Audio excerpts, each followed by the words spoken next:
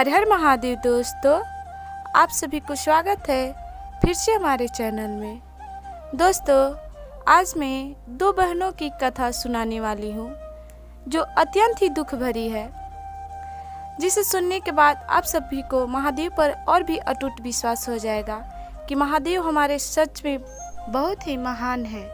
तो दोस्तों, मेरी कथा को पूरा ज़रूर ही सुनिएगा और अच्छा लगे तो लाइक, शेयर और सब्सक्राइब करना मत भूलिएगा। तो एक समय की बात है कि किसी राज्य में एक राजा रहा करते थे और उनके दो बेटे थे और दो बेटियां थी। बड़ी बेटी का नाम खुशी था और छोटी बेटी का नाम आशा था। और खुशी जो थी बहुत ही नेक दिल की थी। वो महादेव की बचपन से ही बड़ी भक्त थी और कामकाज चूल्हा चौकी करने वाली और बहुत ही सुंदर थी, घर परिवार को संभालने वाली थी। परंतु छोटी जो बेटी थी आशा, वह बहुत ही नटखट और शरारती थी। आशा तो थी पर उस पर कोई चीज़ का आशा नहीं था। वो घर गृहस्थी का मतलब काम जो भी हो वो कुछ भी नहीं करती थी। परंतु खुशी जो थी अपने नाम के अनुसार अपने घर में खुशियाँ फैलाई रहती थी और सारे काम काज किया करती थी।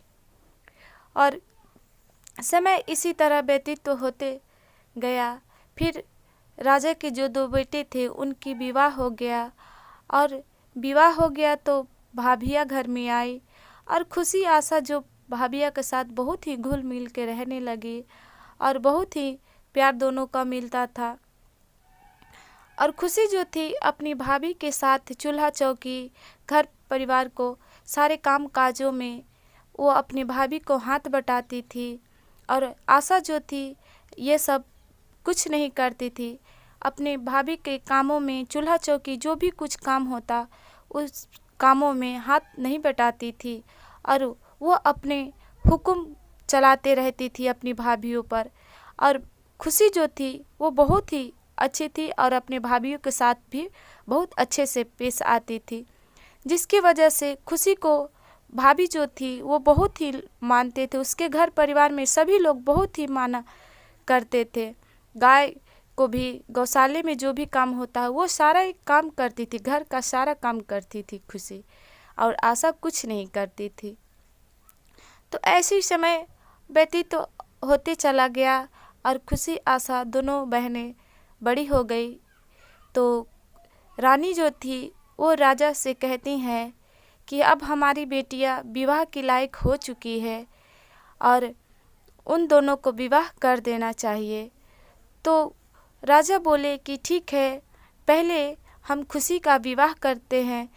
तो रानी बोली कि खुशी के तो घर परिवार के काम काज करने वाली है, चूल्हा चौकी करने वाली है, गांव के गौशाले वाली काम करने वाली है, तो उसे एक छोटी जाति में ही, छोटे घर के लोगों में ही शादी उसे कर दीजिए। उसके लिए छोटे जाति के लोग के ही लड़के ढूंढ कर लाइए और उसी से उसका विवाह कर देंगे, क्योंकि उसे चूल्हा चौकी करने में बहुत मन लगता है और उसे बड़े घराने में राज्य के घर विवाह कीजिएगा तो उसे बिल्कुल मन नहीं लगेगा। तो खुशी अपनी माता की बात सुनकर वो बहुत ही मन में दुखी हो जाती है, फिर भी वो कुछ नहीं बोलती है। तो राजा अपने दूसरे राज्य में जाते हैं और एक छोटे जाति के लड़के को पसंद कर लेते हैं और उसे वहाँ पर विवाह करने के लिए तय कर देते हैं। और फिर घर आ जाते हैं और फिर रानिया से बोलते हैं अपने कि मैं खुशी का एक छोटे जाति के लड़के से विवाह तय कर दिया हूँ। तब रानी बोलती हैं कि ठीक है, मेरी दोनों बेटियां तो विवाह के लायक है, तो क्यों ना हम इसी मंडप में खुशी के साथ साथ आशा को भी विवाह कर देते हैं। जाइए उसके लिए भी एक सुंदर अच्छे राजघराने के लड़के को पसंद करके आइए और उसी घर में हम अपने आशा को विवाह कर देंगे, क्योंकि यह राजमहल में रहने वाली है और सारी सुख सुविधा इसे पसंद है, तो इसीलिए इसे राजघराने में ही विवाह किया जाएगा। तो राजा बोलते हैं कि ठीक है। फिर वह एक राजकुमार की खोज में निकल पड़ते हैं और उसी राज्य में फिर चले जाते हैं जहाँ बड़ी बेटी का विवाह तय किए थे। उसी राज्य में एक राजा थे, उन्हीं राजा के बेटे से अपनी छोटी बेटी का विवाह तय कर देते हैं और फिर घर चले आते हैं अपने राजमहल में। फिर रानी से बोलते हैं अपने कि बड़ी बेटी के जहाँ मैं विवाह तय किया हूँ उसी राज्य में एक राजा हैं और उन्हीं के बेटे से मैं अपनी छोटी बेटी को भी विवाह तय कर दिया हूँ। तो बोलती है ठीक है। फिर आशा और खुशी का दोनों ही बहुत ही धूमधाम से विवाह हो जाता है और विदाई का समय जब आता है तो आशा को बहुत सारे धन दिया जाता है दिखावे के लिए, क्योंकि वो बड़े घराना की बहू बनी हुई थी और बड़े घराने में दिखाने के लिए उन्हें बहुत ही सारा चीज़ ज़रूरतमंद के लिए दिखावे के लिए बहुत सारे सामान दिए जा रहे थे। परंतु खुशी जो थी वो छोटे घर में जा रही थी। तब रानी अपनी बहुओं से बोलती हैं कि खुशी को कुछ मत देना, क्योंकि वो तो छोटे घर में जा रही है और उसे दिखावे की क्या आवश्यकता है। उसे तो ये सब बिल्कुल पसंद नहीं है। वो जैसी है वैसे ही वो घर में जा रही है, तो उसे कुछ मत दिया करो। जो पहनी है उसी अवस्था में उसे विदा कर दो। तब भाभियाँ दोनों अपनी नंदों को विदा कर देती हैं और वो अपने अपने ससुराल चली जाती हैं। और अपने ससुराल चले जाने के बाद वो बहुत ही खुश से रहने लगती हैं और ऐसे ही समय व्यतीत होते चला गया और दोनों की बहनों की पुत्र की प्राप्ति हो गई। फिर एक समय की बात ऐसा आया कि छोटी बहन के घर शिव चर्चा रखा गया था, तो सभी गांव में निमंत्रण दे दिया गया था कि आज महादेव की हमारे घर में शिव चर्चा है। तो जितने भी गुरु भाई और गुरु बहनें थे सभी आशा के घर शिव चर्चा में जा रहे थे और खुशी जो थी अपने दरवाजे पर बैठकर सभी गुरु भाई गुरु बहनों को जाते हुए देख रही थी। तो उसी रास्ते से जाते समय एक गुरु बहना रुक जाती हैं और देखती हैं कि खुशी जो है वो अपने दरवाजे पर बैठी हुई हैं और चर्चा में नहीं जा रही है। तब वो बोलती हैं कि खुशी गुरु बहना आप क्यों दरवाजे पर ही बैठी हुई हैं? आपकी बहन के घर तो शिव चर्चा है, आप चलिए। आप बहुत ही महादेव की अच्छे गीत गाती हैं, तो आपके बिना चर्चा में अच्छा कैसे लगेगा कि चलिए आप भी।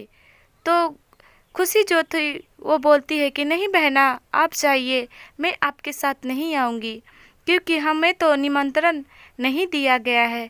हमें तो हमारी बहन ने कही ही नहीं है कि हमारे घर शिव चर्चा है, तुम भी आ जाना। सारे गांव को निमंत्रण दे दी है परंतु हमें तो नहीं बोली है। तो गुरु बहना जो थी वो बोल रही हैं कि नहीं, मैं आपको बोल रही हूँ, आप मेरे साथ चलिए।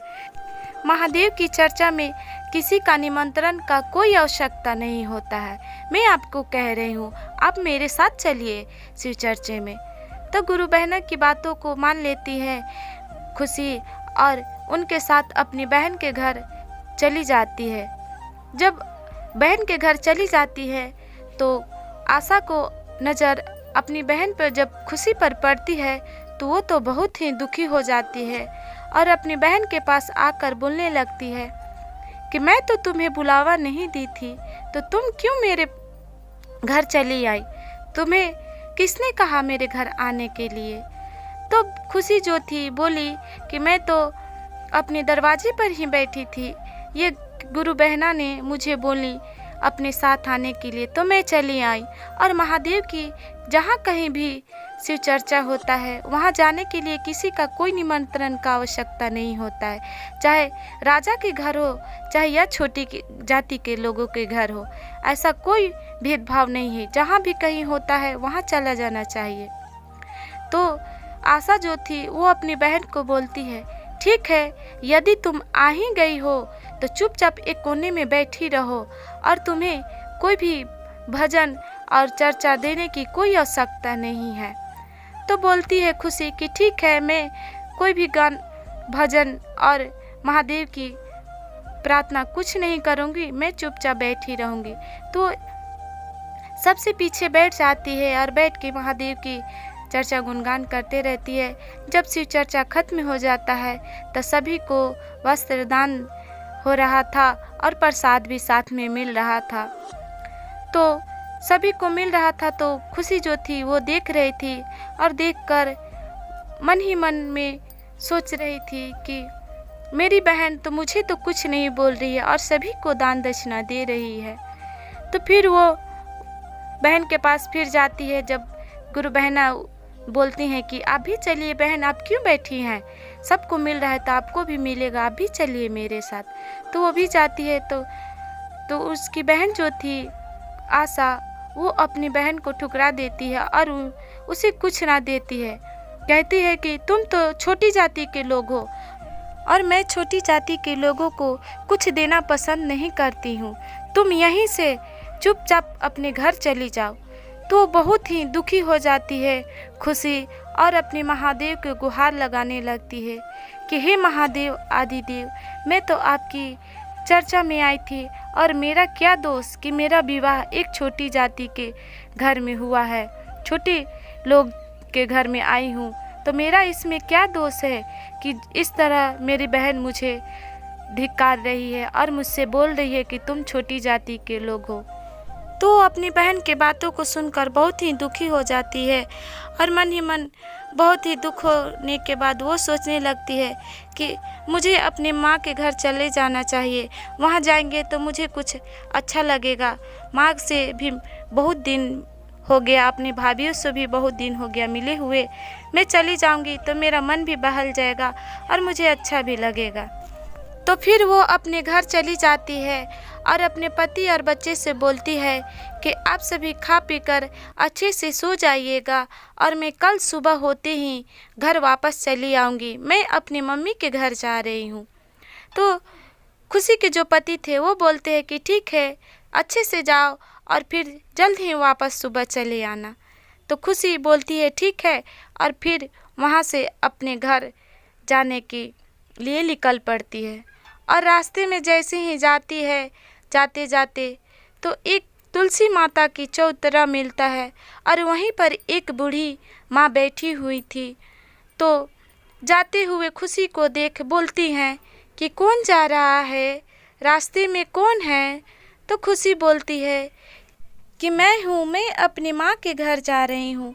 तब बूढ़ी माता बोलती हैं कि क्या तुम मेरी एक काम कर सकती हो, मेरी तुलसी माँ की जो चबूतरे हैं वो बहुत ही गर्म पड़े हुए हैं, क्या तुम पानी 2 बाल्टी डालकर इसे धो सकती हो और साफ कर सकती हो, जिससे मुझे बहुत ही शीतलता मिलेगी। तो खुशी बोलती है कि ठीक है माँ, और फिर वो बहुत ही अच्छे से धो देती है और साफ सफाई करके और फिर वहाँ से चली जाती है। और जब रास्ते में और आगे जाती है तो उसे एक शिव मंदिर मिलता है और वहाँ पर एक 80-90 के साल के बुजुर्ग जो थे, बहुत ही बड़े लंबे लंबे बाल बिखराए हुए और सोए हुए थे और उनके शरीर जो था बहुत ही गंदा पड़ा था, उनके शरीर से बहुत ही बदबू आ रही थी। तो वो बोलते हैं कि कौन जा रहा है, रास्ते में कौन है। तब खुशी बोलती है कि मैं हूँ बाबा खुशी, मैं अपने मायके जा रही हूँ। तो बाबा बोलते हैं कि क्या तुम मेरे मंदिर को धो दोगी, बहुत ही गंदा पड़ा हुआ है, और क्या तुम मुझे नहला दोगी और मेरा पैर भी दबा दोगी, मैं बहुत ही थक गया हूँ। तो खुशी बोलती है ठीक है बाबा, और फिर बहुत ही सच्चे मन से श्रद्धा विश्वास के साथ पूरा मंदिर को धोती है और बाबा को भी नहलाती है और फिर नहलाने के बाद उनको पाँव भी दबा देती है। और अनजाने में ही सही खुशी महादेव की सारी सेवाएं कर देती है, उसे पता भी नहीं होता है कि ये तो महादेव साक्षात हैं। और कहते हैं ना, जो किसी को महादेव का हाथ मिल जाता है वो बहुत ही सौभाग्यशाली होता है और उसे किसी भी प्रकार की कोई कमी नहीं होती है और दुख तो उनकी परछाई को भी नहीं छू पाती है। तो खुशी फिर वहाँ से महादेव की सारी सेवाएं करके और उन्हें प्रणाम करके उनसे आशीर्वाद लेकर वह फिर से आगे की ओर चल पड़ती है। फिर जाते जाते उसे एक काली माँ का मंदिर मिलता है और वहीं पर एक बूढ़ी माँ बैठी हुई होती हैं और जाते हुए की आवाज़ सुनकर बोलती हैं कि कौन जा रहा है, कौन है। तब खुशी बोलती है कि मैं जा रही हूँ। क्या बात है माँ? तब बूढ़ी माँ बोलती हैं कि क्या तुम मुझे नहला दोगी और मेरे मंदिर को भी साफ कर दोगी? मैं बहुत दिनों से नहाई नहीं हूँ। तब खुशी माँ को बहुत ही अच्छे से नहला देती है और मंदिर को भी बहुत ही तन मन से साफ कर देती है और फिर साफ करके माँ का आशीर्वाद लेकर फिर वहाँ से चल देती है। और फिर जाते जाते उसे एक नदी मिलता है और नदी के पास पहुँचती है तो फिर एक बूढ़ी माँ मिलती हैं और वो बोलती हैं, कौन है? तब खुशी बोलती है कि मैं खुशी। तो बूढ़ी माँ बोलती हैं कि क्या तुम मेरी मदद करोगी इस नदी को साफ करने में? सभी लोग यहाँ पर पूजा करने आते हैं परंतु यहाँ पर इतना सारा कचरा पड़ा हुआ है, कोई भी साफ नहीं करता है। तब खुशी बोलती है कि आप चिंता ना करें माँ, मैं सारे कचरे को साफ कर देती हूँ। तो खुशी नदी के किनारे जितने भी सारे कचरे पड़े हुए थे वो सारे साफ कर देती है और फिर खड़े होकर चिंतित हो जाती है। तब बूढ़ी माँ बोलती है कि क्या बात है बेटी, तुम क्यों इतना चिंतित हो? तब खुशी बोलती है कि क्या बताऊँ माँ, मैं अपने मायके भाई और भाभी माता पिता से मिलने जा रही हूँ, पर इस नदी को कैसे पार करूँ मुझे समझ नहीं आ रहा है। तब बूढ़ी माँ बोलती हैं कि देखो फूलों से सजा हुआ एक नाव है, उसी नाव के सहारे से तुम चले जाओ, अपने जाकर माता पिता और भाई भाभीयों से मिल आओ और फिर आते समय भी इसका प्रयोग करना और आते समय मुझसे मिलकर ही जाना। तब खुशी माँ को प्रणाम करके और फिर अपने भाई और भाभीयों से मिलने के लिए अपने मायके चली जाती है। और जब वहाँ पहुँचती है तो उसकी भाभियाँ जो होती हैं खुशी को पाकर बहुत ही खुश हो जाती हैं और बोलती हैं, खुशी बहुत ही दिन के बाद आना हुआ, आओ बैठो। और उसकी बहुत ही सेवा सत्कार करती हैं और फिर खुशी अपनी भाभी के साथ शाम के रसोईया में सारे पहले के ही जैसे काम काज सब करती है, गौशाले में भी सारे काम कर देती है और फिर खा पी कर फिर सो जाते हैं। फिर सुबह के समय में भी अपनी भाभीयों को मदद करती है, रसोईया में सारा काम कर उर कर निपटा लेती है सारा काम। तो फिर अपनी भाभीयों से और माता पिता से इजाज़त ले लेती है, कहती है कि मैं अब अपने ससुराल जाऊंगी, मुझे जाना चाहिए। तब उसकी भाभियाँ जो होती हैं तो वो बोलती हैं कि तुम लो ये मेरी साड़ी और इसी पहन लो और पहन कर तभी तुम जाना। तो खुशी अपनी भाभी की साड़ी पहन लेती है और सोलह श्रृंगार कर लेती है और फिर उसकी भाभी जो होती हैं एक थैला दे देती हैं उसे और बोलती हैं कि लो इस थैले को लेकर जाओ, घर पे ही खोलना, यहाँ पर मत देखना। तो बोलती है ठीक है। फिर अपने माता पिता और भाइयों को प्रणाम करके फिर वो अपने ससुराल के लिए निकल पड़ती है। फिर आते समय गंगा मैया बोलती है कि क्या बेटी तुम मुझसे मिलकर नहीं जाओगी? तो खुशी बोलती है कि क्यों नहीं माँ, आपसे मैं ज़रूर ही मिलकर जाऊंगी। तो फिर जब खुशी बूढ़ी माँ के पास जाती हैं तो गंगा मैया बोलती हैं कि लो एक थैला मेरे पास पड़ा हुआ है और इसका कोई ज़रूरत नहीं है, तुम इसे ले जाओ। फिर वहाँ से खुशी थैला को उठाकर और सीधे लेकर चली आ रही थी। फिर आते आते समय उसे काली मैया का मंदिर मिला। फिर वो वहाँ जाती है तो वहाँ से भी उसे एक थैला मिलता है, तो 3 ठो थैले हो जाते हैं। तो उसे एक गठरी बनाकर अपने सर पर ले लेती है, फिर रास्ते में जाने लगती है। फिर जाते जाते शंकर जी का मंदिर मिलता है और वहीं पर वो बूढ़े बाबा सोए हुए थे। फिर बोलते हैं कि क्या बेटी तुम मुझसे मिलकर नहीं जाओगी? तो फिर वहाँ पर वो जाती है और बाबा को प्रणाम करती है। फिर वहाँ से भी एक थैला खुशी को मिल जाता है और फिर वहाँ से लेकर वो निकल पड़ती है। फिर जाते जाते तुलसी माता के चबूतरा मिलता है, वहाँ पर बूढ़ी माता ऐसी ही बैठी हुई थी। तो वो भी बोलती है कि क्या बेटी, तुम मुझसे मिलकर नहीं जाओगी? तब खुशी बोलती है कि हाँ माँ, आपसे मैं ज़रूर ही मिलकर जाऊंगी। तो फिर माता के पास जाती है और आशीर्वाद लेती है। तो माता भी एक उसे थैले दे देती हैं।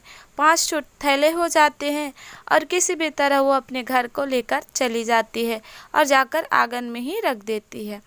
और फिर वहाँ उसके पति और बच्चे भी आ जाते हैं और थैलों को देखकर वो बहुत ही खुश हो जाते हैं।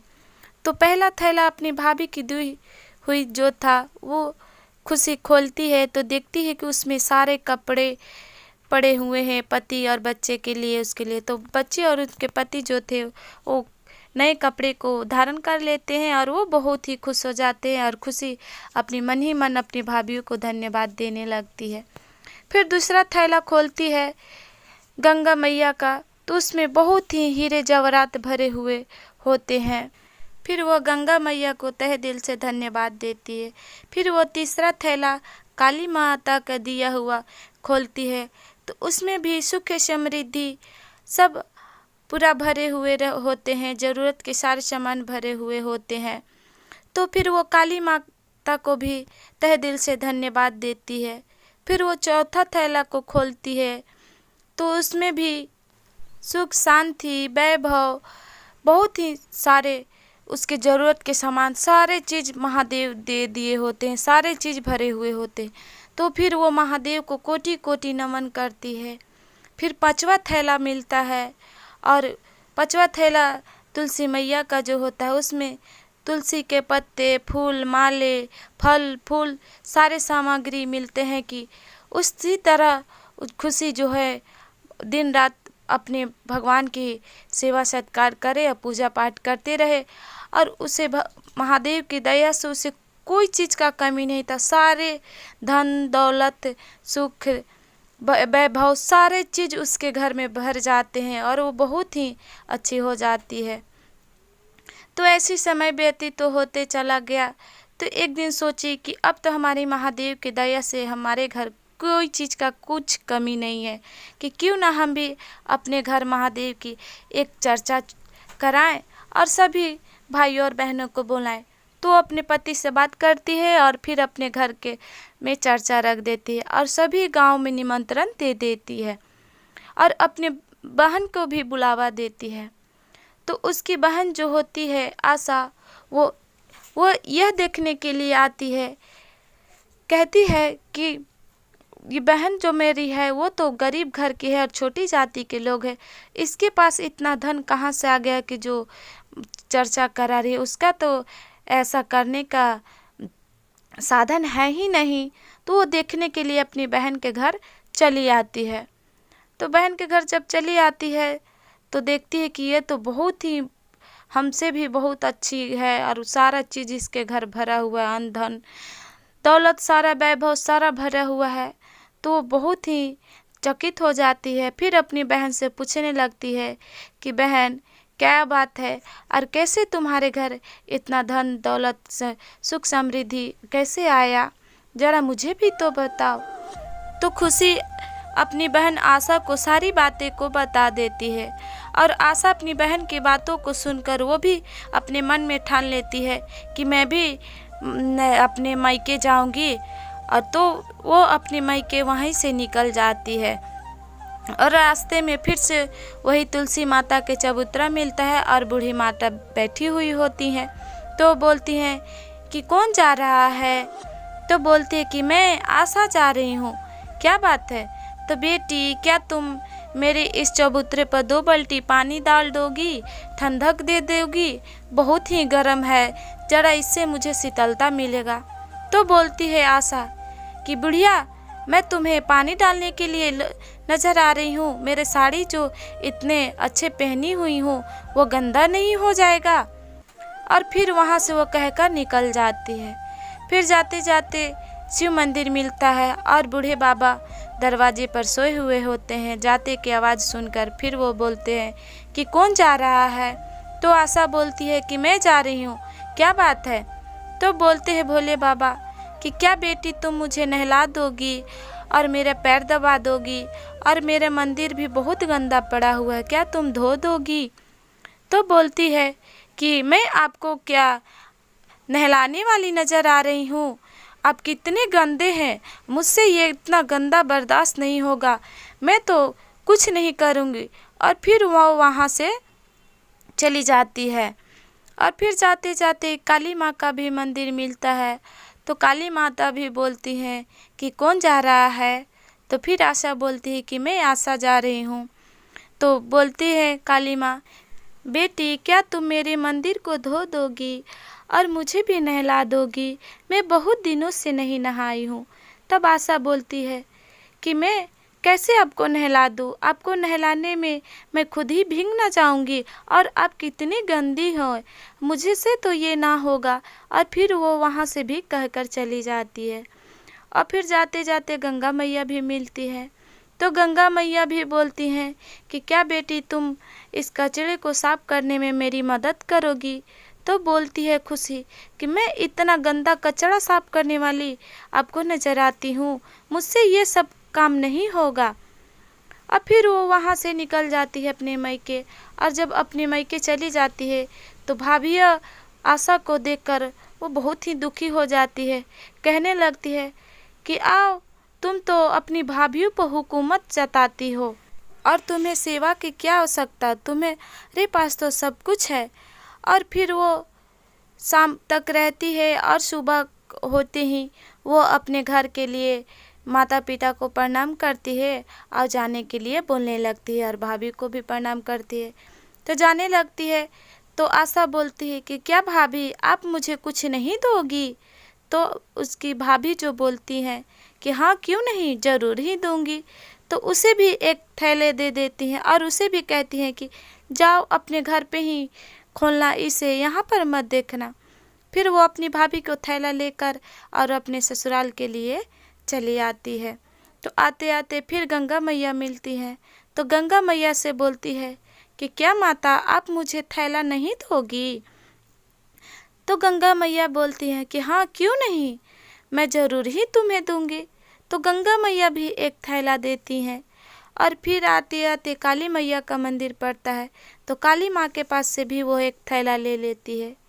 फिर रास्ते में जाते जाते फिर महादेव की मंदिर पड़ता है। फिर महादेव से के पास से वहाँ से जो बुजुर्ग बैठे हुए थे उनसे भी एक थैला ले लेती है, मिल जाता है। फिर आते आते तुलसी माता के चबूतरा जो था, बूढ़ी माता वहाँ पर बैठी हुई थी। तो बूढ़ी माता से भी फिर बोल रही है कि क्या माता तुम मुझे थैला नहीं दोगी, कुछ नहीं दोगी? तो बूढ़ी माता बोलती है तुलसी माता कि हाँ क्यों नहीं, ज़रूर ही मैं तुम्हें दूंगी, लो रखी हुई हूँ। फिर तो वहाँ से थैला लेकर वो अपने घर के ओर चल जाती है। और जब पहला थैला अपने भाभी के दिया हुआ जो था वो खोलती है तो देखती है कि उसमें बहुत सारे कंकड़ पत्थर भरे हुए हैं। तो बहुत ही गुस्से हो जाती है। फिर दूसरा थैला जो गंगा माता से मिला हुआ था उसे भी खोलती है तो देखती है कि उसमें बहुत सारे मिट्टी का ढेर पड़ा हुआ है। फिर तीसरा थैला काली माँ के से जो मिला था उसे वो भी खोलती है तो देखती है कि उसमें बहुत सारे गंदगी भरा हुआ है, कूड़ा कचरा है। तो और भी वो दुखी हो जाती है। फिर चौथा थैला जो महादेव के द्वारा मिला हुआ था तो उसको देखती है तो उसमें बहुत सारे सांप और बिच्छू पड़े होते हैं, तो बहुत ही डर जाती है। फिर पांचवा थैला तुलसी माता का जो दिया हुआ था उसको खोलती है तो उसमें बहुत ही सारे फूल और तुलसी का पत्ते, सूखा हुआ पत्ता पड़ा हुआ होता है। और वो बहुत ही दुखी मन हो जाता है और सोचने लगती है अपनी बहन के बारे में। फिर अपनी बहन के पास जाती है और कहती है कि बहन तुम तो बताती थी कि हमारे साथ ऐसा ऐसा हुआ और हमारे साथ सभी लोग हमें अच्छा अच्छा सब लोग दिए, तो हमारे साथ ऐसा क्यों हुआ? जब भी मैं थैला एक खोल रही तो कुछ ना कुछ दूसरा चीज़ ही निकल रहा है, मुझे तो कोई चीज़ का प्राप्ति नहीं हुआ। तब बहन बोलती है कि बहन तुम तो अहंकार से भरी हुई हो और तुम्हारे मन में लालच है और इसी की वजह से तुम्हारे साथ ऐसा कुछ हो रहा है। तुम केवल अपने लिए सोचती है और किसी और के लिए नहीं सोचती है, तुम्हारे मन में लालच है और तुम बहुत ही लालची हो। तो बोलती है बहन आशा कि अच्छा बहन, इस समस्या का निवारण कैसे होगा, तुम मुझे बता दो। तब वो महादेव के बारे में बताती है और उसे 3 सूत्रे का पालन करने के लिए कहती है कि पहला में खुद के लिए दया मांगो और सभी लोग के लिए दया मांगो, और उनसे अपने इस तरह दया मांगो कि जैसे एक भिखारन किसी दरवाजे पर भीख मांग रहा है, उस तरह से महादेव से तुम दया मांगो तो महादेव तुम पर दया जरूर ही करेंगे। और दूसरा में चर्चा करो, एक दूसरे को समझाओ महादेव के बारे में, और समझो कि महादेव हमारे बहुत ही दयालु कृपालु महान है। उन्हें शिव को गुरु बना लीजिए और उन्हें जानकर मानकर देखिए। और तीसरा में 108 बार नमः शिवाय का जाप करो, तुम्हारे घर में सारे सुख समृद्धि वैभव भर जाएंगे और सुख शांति कभी दूर नहीं होंगे। और इस प्रकार अपनी बहन को महादेव की आराधना करने के लिए समझा देती है और फिर वो अपने अच्छे से रहने लगते हैं। तो दोस्तों, आज की कथा आप सभी को पसंद आई होगी, तो प्लीज़ मेरे कमेंट बॉक्स में महादेव का नाम एक बार ज़रूर ही लिखिएगा। और आप सभी सुनने वाले भाई और बहनों को महादेव सुख और समृद्धि वैभव हमेशा बनाए रखे। सभी को हर हर महादेव।